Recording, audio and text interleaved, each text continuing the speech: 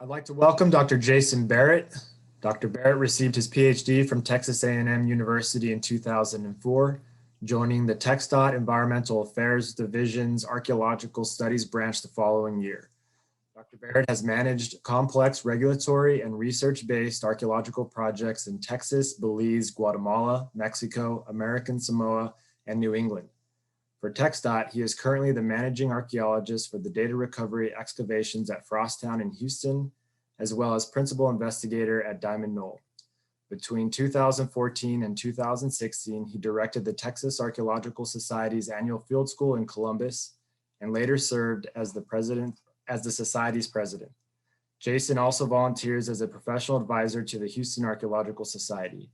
He has authored numerous journal articles, book chapters, and technical research reports, and has taught courses in archaeology and cultural anthropology at Texas A&M, Baylor, Rice University, and Blinn College. I'd now like to turn it over to Dr. Barrett, who will be presenting on the Dimond Knoll site, a prehistoric site in Southeast Texas. Thanks, Drew. Hi, I'm Jason Barrett, and today I'm going to discuss some research that has come from TxDOT's excavations at the site of Dimond Knoll. We anticipate completion of the final site report in about mid-2022, so know that the research I'm sharing today is still ongoing. Dimond Knoll is located along Cypress Creek in western Harris County. The site was discovered in 1996 in connection with environmental analyses completed for the Grand Parkway, and data recovery excavations were completed in 2012. The data recovery excavations are supervised by Rich Weinstein of Coastal Environments Incorporated. A total of 380 cubic meters of sediments were investigated as part of the data recovery, including 105 cubic meters of hand excavation, as well as 275 additional cubic meters of separately screened sediments. As it was being excavated, Dimond Knoll immediately stood out as producing an extraordinary number of bifacial dart and arrow specimens, approximately 1,100. The diversity of projectile points represented at this one site also appeared out of the ordinary. Among the projectile point types found, we had everything from Paleo-Indian through late woodland period, representing about 11,500 years of regional prehistory at the site. So what we have on the slide is Dimond Knoll in comparison to other sites in the region. And on its face, you can see that we both excavated or investigated quite a lot more sediment at this site than many other regional sites, but also found quite a lot more projectile point forms. Well, we can look into that a little bit further. While 1,100 projectile points is objectively a very high number of specimens to recover from a single site, this regional comparison adds a little bit of necessary perspective. In the top chart, we can see Dimond Knoll compared to other regional sites in terms of weaponry per 100 years of site visitation. We have, again, 1,100 years of prehistory represented at Dimond Knoll, which exceeds many other sites in the region. And if you look at the amount of projectile point specimens recovered per 100 years of site visitation, Dimond Knoll is higher than many, but certainly doesn't stand out the way HR 273 stands out.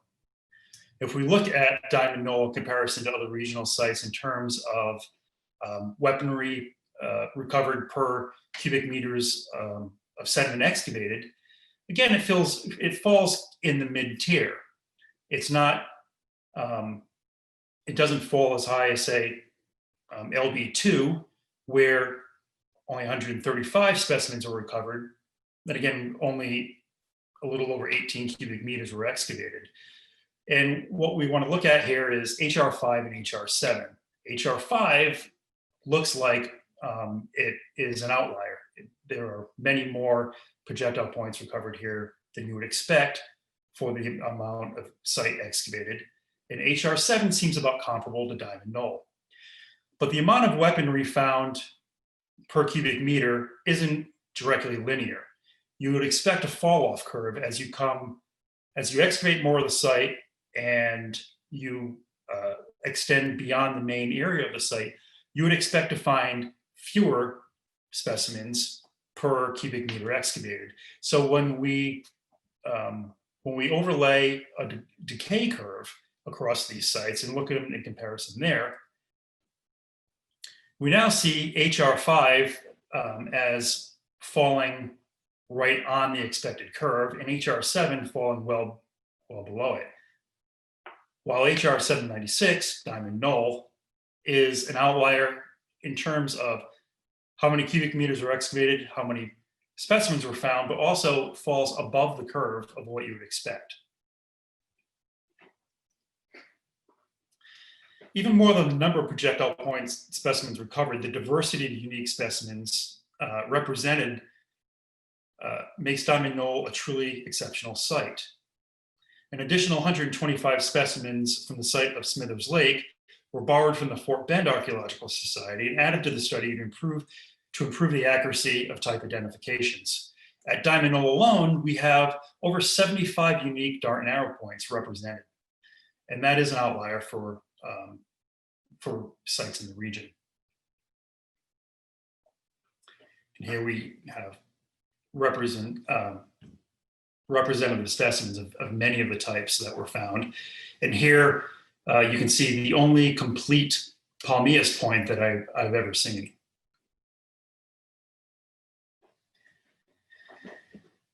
Diane Story once called the prehistoric chronologies developed for the eastern half of Texas among the least well established in all of North America.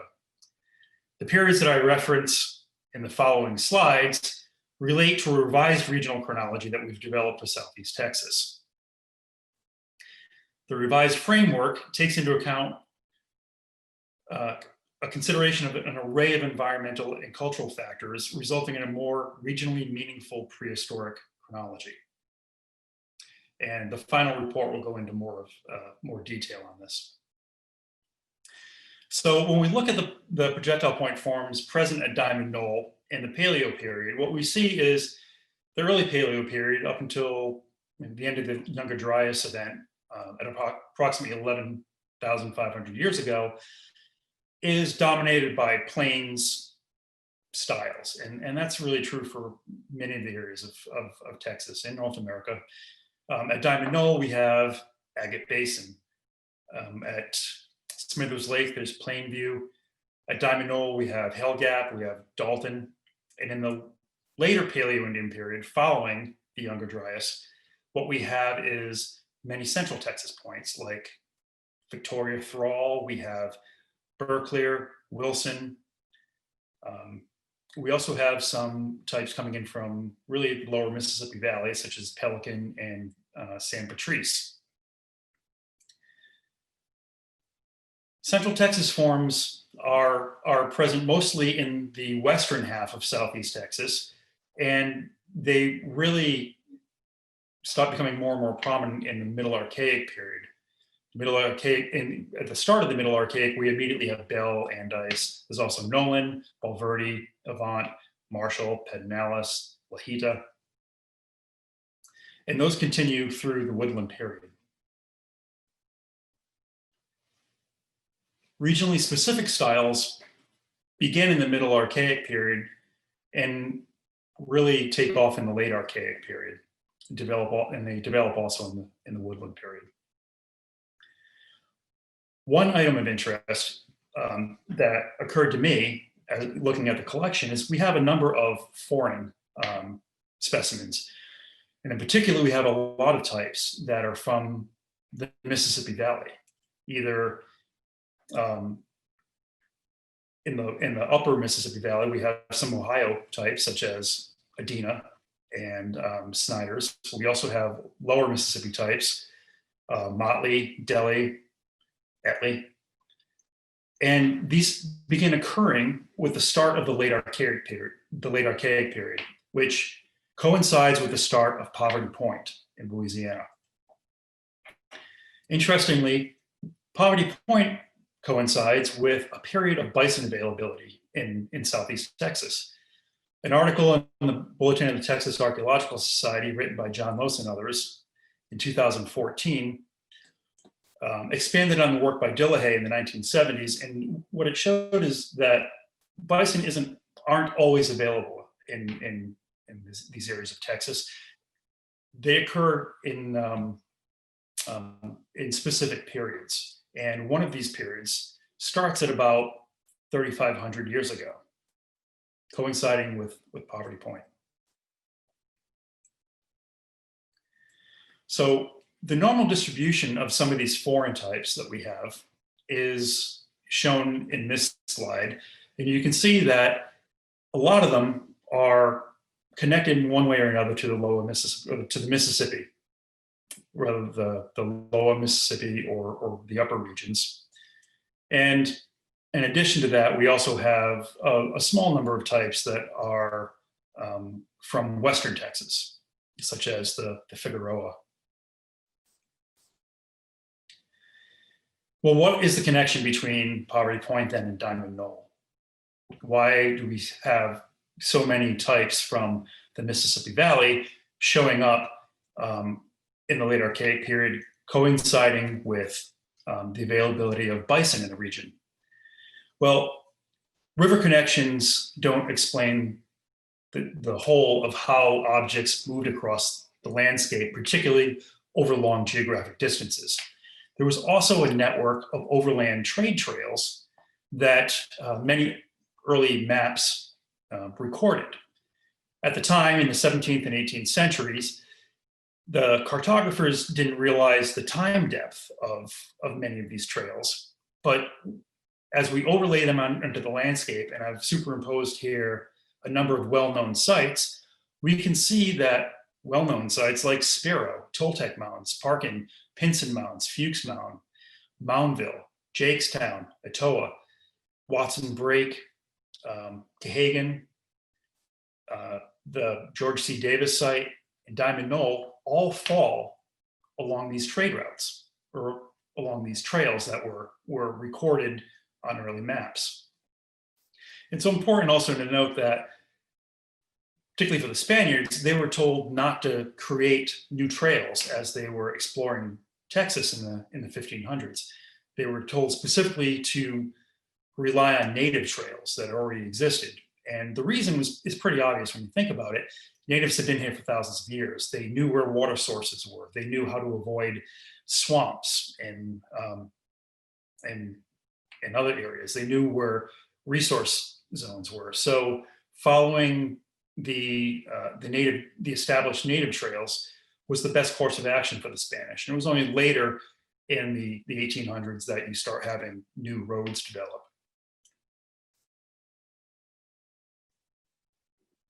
Well, looking at Poverty Point, we have this slide shows sort of the architecture of Poverty Point. It's a very odd looking site. You've got 6 concentric circles or half circles that are divided up by aisles. And then there's the main site to the west, the main feature to the west, Mound A, and there are a number of smaller mounds. It's located on Mason Bayou, and there is you can see in the lower left, an artist depiction of a dock that's been determined to be there. And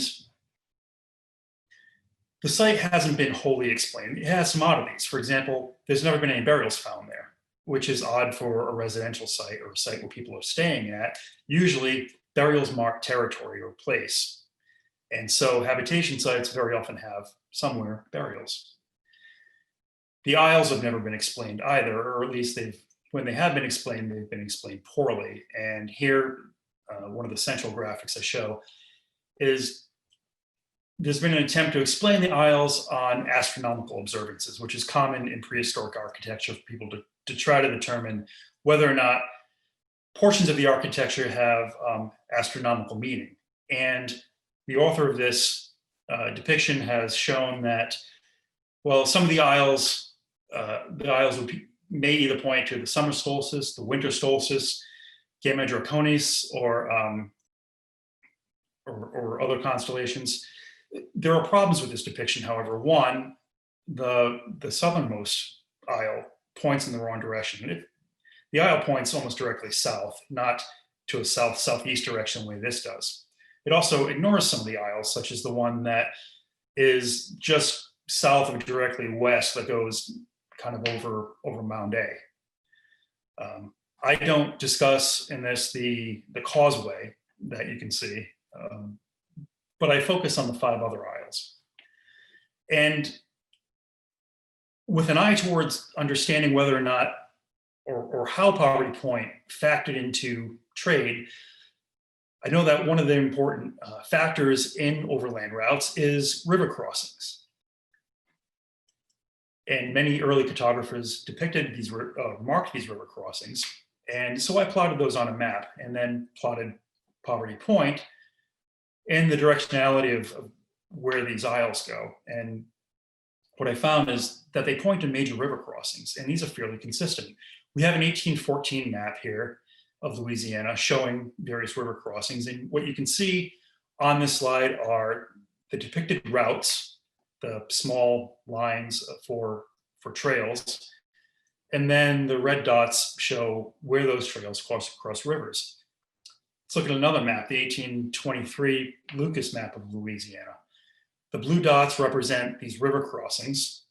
And then we can superimpose on this the location of, or Poverty Point, and the directionality of those aisles. And they all point to major river crossings.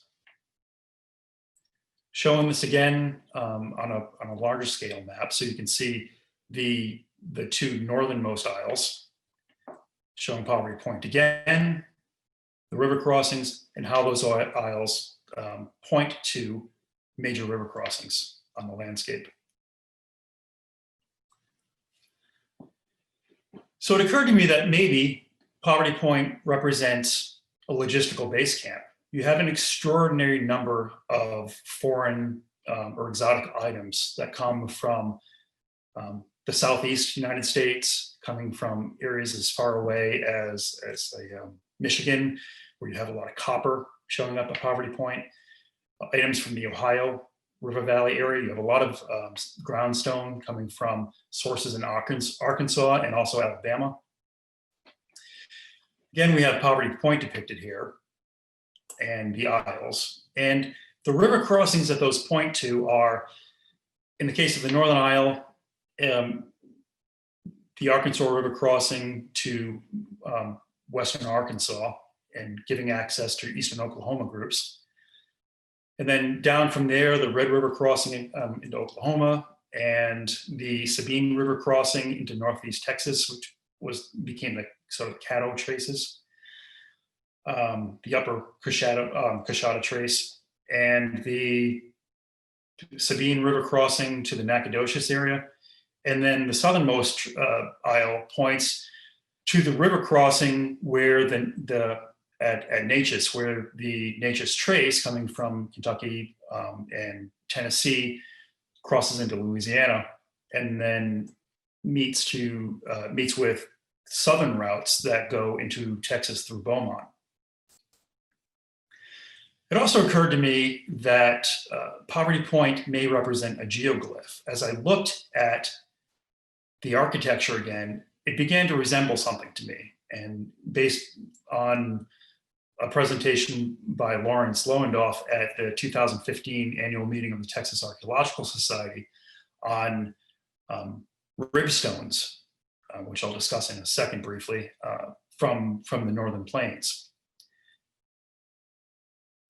To me, Poverty Point looks like a geoglyph of a bison, a butchered bison, with mound A representing the skull and the concentric half rings representing the bison ribs. Here we see the work of Lawrence Lowendoff, who has studied ribstones in the Northern Plains. And what these are depictions of butchered bison ribs and spine represented on rock, either on cave walls or on boulders. So the representation of butchered bison skeletal elements is not a weird presumption for native art, and suggesting that possibly Poverty Point represents a geoglyph of this type should be considered. if it is such a geoglyph, then it represents sort of what its function is. If it's a logistical staging area to facilitate bison hunting, and it's a glyph of a butchered bison, that becomes very intriguing. Now, documented prehistoric trade centers and routes have been recorded through many other parts of the United States, not as well in Texas. What we see represented here are known trade areas, trade routes, and rendezvous, trade rendezvous in the Western United States, in the upper Midwest and in the Northwest, going down into the Southwest. And this facilitated trade of obsidian, of shell, marine shell from the Pacific, and many other objects, turquoise from the American Southwest, all traveled through these known routes. And we can see in the upper left here, or the upper right rather, where we know various items came from that wound up in central Hopewell culture. Chert from as far away as Wyoming, copper from Michigan, silver from Canada, shells from the Gulf Coast, mica from the Southern Appalachians. All these objects wound up in Ohio. We know that they traveled over long trade routes, and more often than not, we presume that they traveled hand to hand, not that individuals necessarily traveled these long distances, but that the objects did. And I think we have to question that. Certainly, I think that's the case sometimes. I also think there's an argument to be made that individuals may have traveled very long distances. We look now at trade and exotic items as they pertain to, or as they're known so far in Texas. On the right, we see some of prehistoric trade that was discussed by Grant Hall in his work in Southeast Texas, and the distribution of cornetang knives produced on Central Texas chert. They've been recorded as far away as South Dakota and Wyoming. They show up in Iowa, Missouri. So they're being distributed over long distance. And also in the lower left, you can see the distribution of boat stones that have been identified as being made out of Arkansas source material, showing up in East Texas, Southeast Texas. Gus Costa authored an article in, I think, the 2018 Bulletin of the Texas Archaeological Society showing distribution of banner stones that we see depicted over on the right-hand side of the slide. And you can see from the map, the greater concentrations of those show up in Harris County and then also up in Oklahoma. I don't think that it's a coincidence that Sparrow site in Oklahoma falls right about in that region, and that's right off the Arkansas River, and that you have the sites where this material is shown up in Texas fall on these trade routes.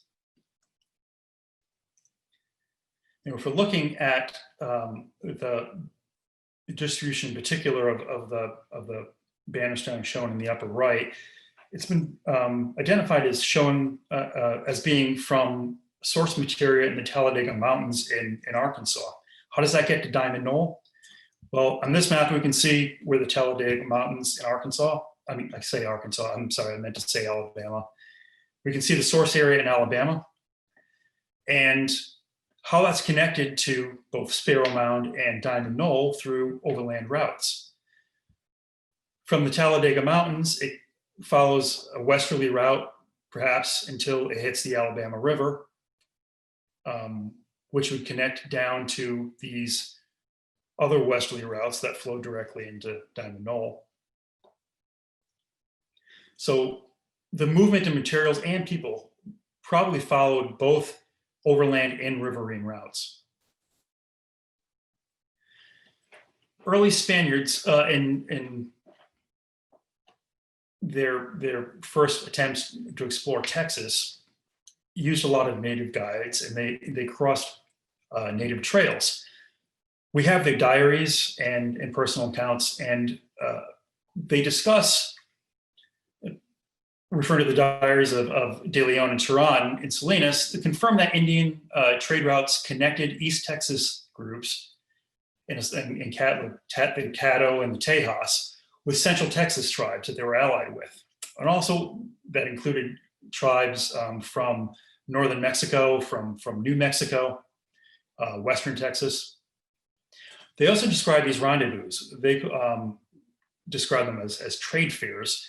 And it was the meeting of thousands of native individuals at specific areas, and in areas that they've identified with Buena Vista, which is now LaGrange, also in San Marcos.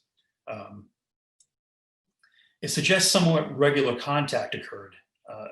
Some of these guides were fluent in many languages of groups that were separated by hundreds and hundreds of miles.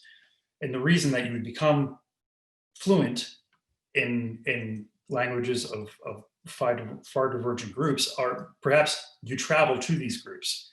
So it's plausible to suggest that some individuals traveled hundreds and hundreds of miles for the purpose of trade, contact, and communal hunting. And the Spanish, in describing these trade fairs, noted that it wasn't about the trade, it was also about communal bison hunting.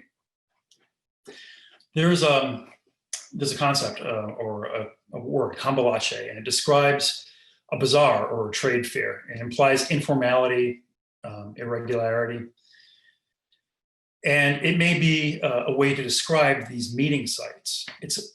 I would suggest this is a new site type that we have to consider, not a residential base camp where one group stayed for a length of time, or village. Could also describe that depending on the size of the group and the permanence with which they stayed. It's not a resource extraction site.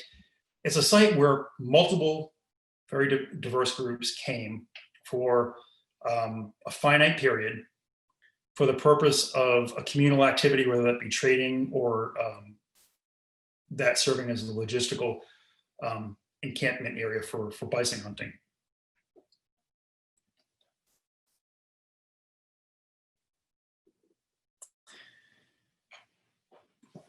As part of this research, I also looked at sites like Dimond Knoll that show this extraordinary time depth from Paleo-Indian all the way through contact, and plotted those on a regional map. And what I found is that many of them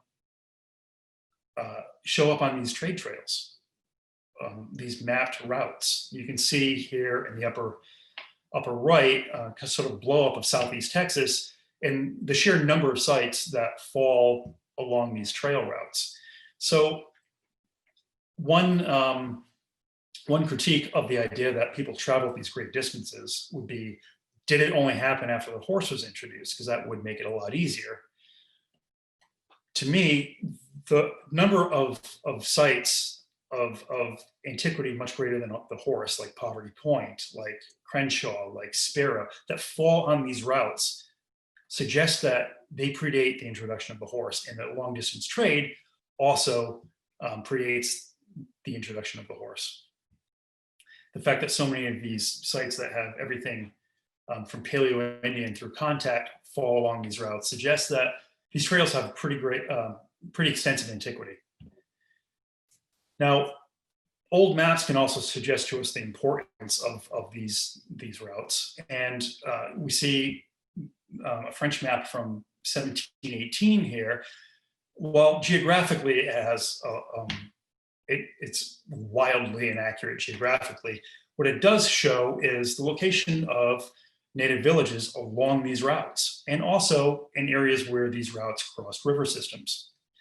The Stephen F. Austin map of 1822 similarly shows the location of native villages along these routes, and also at the confluence of these routes and river systems. As we're trying to find or verify these routes across the landscape, archival maps become very important, but they have limitations. Still, many of them depict these old trails, and what we need to do is find out whether or not these were created after the colonial period, or if they are in fact old native trails. So we can see them here depicted on an 1827 memorandum map, a Mitchell 1835 map, the Tanner 1837 map. Well, in using old archival maps, there are issues, and one has to do with scale. Historic routes are often illustrated over these large areas, and they're really idealized so that they look straight or with very gradual bends in them. The reality is that they zigzagged quite a lot, and we can see the depiction of the old San Antonio Road, or recreation of the old San Antonio Road, sponsored by the state and developed by textile archaeologists in 1991, and how that diverges quite a lot from a more idealized map shown on the left of where these routes actually were.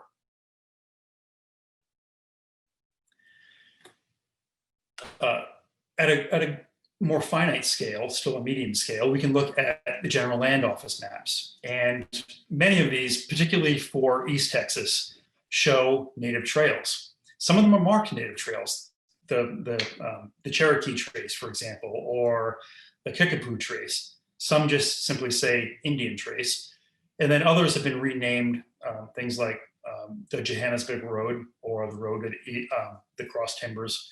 They're given more colonial names rather than a name with native meaning. And we can see how these crossed the landscape on various archival maps. This is still sort of a medium scale. At the more finite scale, looking at actual trails or evidence of actual trails, we can turn to LiDAR. And in this example of a LiDAR image from the area of Liberty in Liberty County, we can look at these old wagon trails. And you can see along the bottom of this slide how these etch themselves into the landscape. And this is how they show up actually on LiDAR and how you can trace them. Now, you can't trace them in every area. In places like Harris County, which is very developed, has a lot of urban development, it's extraordinarily hard to find anything like this. In areas that are less developed, like Liberty County, Trinity County, Hardin County, they're a lot easier to see and would be more likely to be preserved on the landscape. We can also turn to GIS predictive modeling to try to predict where these trails might be. Least cost path analysis is one way we go about doing this. This analyzes, it's a distance tool that in GIS that calculates the total universe of possible paths between 2 points. And then it will determine the one that costs the least, which means the costs are calculated by the kind of terrain that a path has to cross, the elevation that the path has to cross, obstacles that it might have to go around.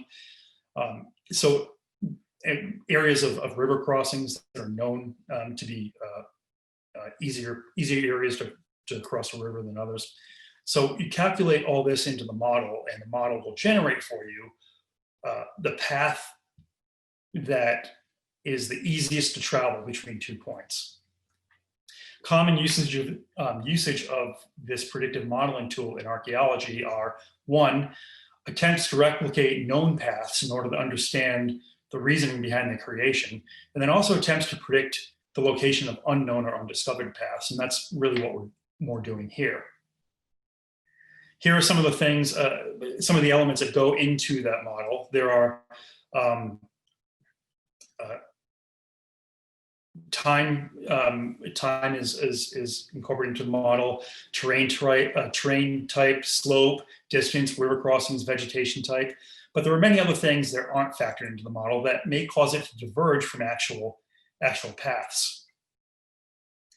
Well, when we modeled, when we ran a least cost path analysis for our study area in Texas, what we found and compared those to mapped routes of the La Bahia Road, the various Camino Reales, the Opelousas or Atascocita Road, the Badai Trace, and the upper and lower Cachada traces. what we found is that they matched the predicted path matches known paths or mapped paths fairly accurately in some areas, and then there's some areas of divergence.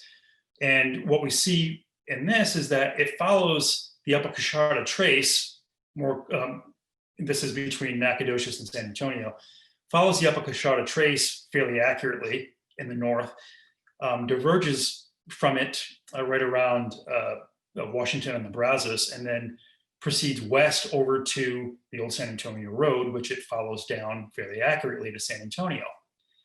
Why it would diverge in that area is an interesting subject.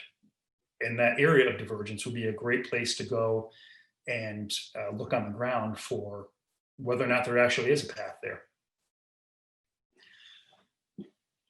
More specific to the Dimond Knoll area and the path that seems to cross right over it, we see here in this slide, the red dotted path is the depicted route of the Atascocita Road versus the black dashed path is predicted route from GIS, linking Liberty to San Felipe to Austin.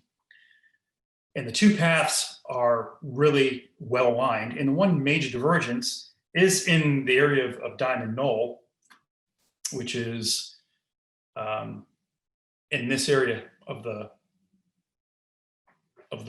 graphic, where the mapped route of the Atascocita Road diverges from the predicted path. It flows more to the north.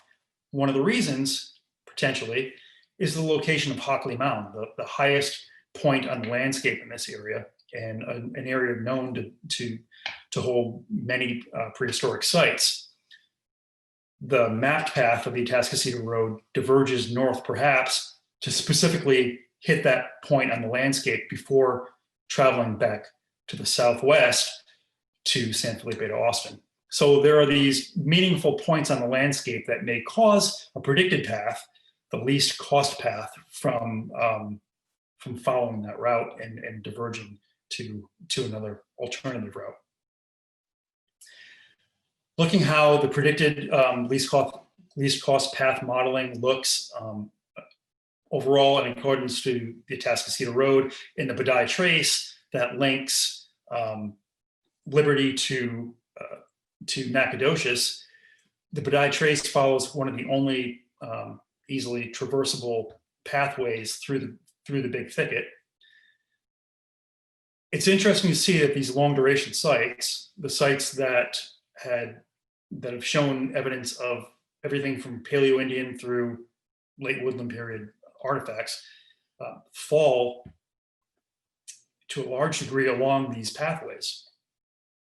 So the antiquity of these native paths really has to be looked at and considered, because there's too much evidence to suggest that they were really only developed after the introduction of the horse, or that they weren't really frequently in use until, say, the late Archaic period.